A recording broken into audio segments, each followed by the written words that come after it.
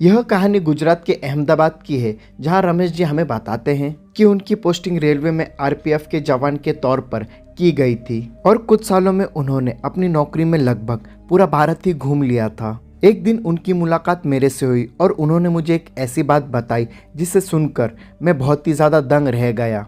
रमेश जी ने मुझे वो बात बताई जो उनके साथ हकीकत में बीती थी। जब रमेश जी ने नौकरी ज्वाइन करी थी और उन्हें नौकरी ज्वाइन करे केवल 1 महीना ही हुआ था और उनकी नौकरी में सब कुछ बढ़िया चल रहा था। उनके सभी कर्मचारी उनके साथ बहुत ही अच्छे से पेश आते थे और हम लोग काफ़ी अच्छे से सभी कामों को निपटा देते थे और हमारा पूरा दिन ट्रेन के सभी लोगों की समस्याओं का समाधान करने में चला जाता था। और कुछ ऐसे भी लोग होते थे जिन्हें हम लड़ झगड़ कर उनकी समस्याओं का समाधान करना पड़ता था। एक दिन की बातें, लगभग रात के 1 बजे, पता नहीं ट्रेन की किसने चेन खींच दी और ट्रेन एक बड़े से जंगल के बीच में रुक गई। मैंने ट्रेन से उतरकर देखा तो 3 लड़के ट्रेन से कूदकर भाग रहे थे और बहुत से लोग ट्रेन में हल्ला मचा रहे थे। मैं तभी उन 3 लड़कों के पीछे भागा और भागते भागते मैं जंगल में काफी अंदर तक आ गया था और मैं ट्रेन से काफी दूर पहुंच गया था, लेकिन अब मुझे वह 3 लड़के नहीं दिखाई दे रहे थे।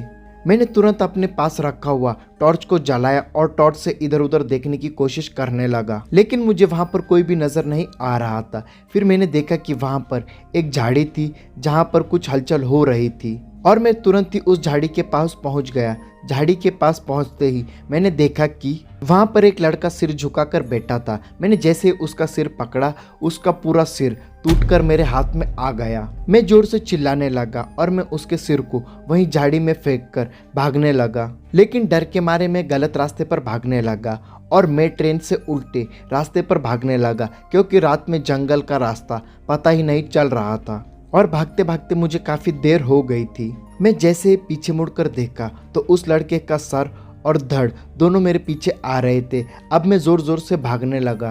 भागते भागते मैं एक हाईवे पर पहुंचा जहां मैं एक गाड़ी से टकराने वाला था।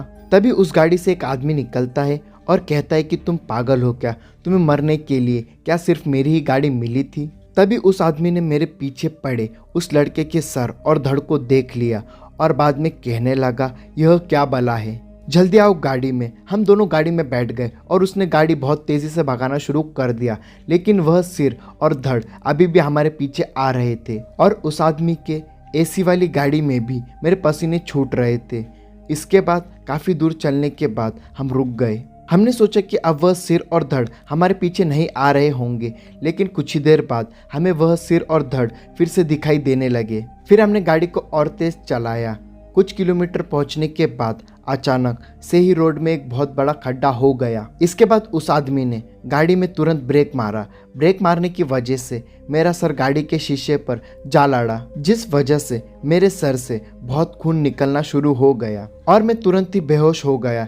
जैसे ही मैं होश में आया तो मैंने देखा कि मेरे सर पर पट्टी बंधी हुई है और मैं डर के मारे उस आदमी से कुछ पूछा भी नहीं। और जब हम लोग एक लोकल एरिया में पहुंच गए तो सबसे पहले हमने एक डॉक्टर की तलाश करी। डॉक्टर की तलाश करने के बाद उसके घर से फ़ोन आ गया और उस आदमी ने मुझसे कहा कि अब मुझे घर जाना होगा, मुझे बहुत ही ज़रूरी काम आ गया है, मैं आपको नज़दीकी बस स्टैंड तक छोड़ दूंगा।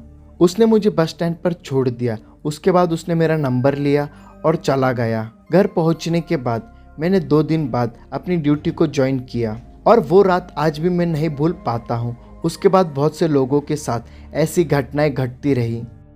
आशा करता हूँ कि वीडियो आपको अच्छी लगी हो। वीडियो अच्छी लगी हो तो वीडियो को लाइक और चैनल को सब्सक्राइब कर लेना। मिलता है हमारे नेक्स्ट वीडियो में, तब तक के लिए बाय।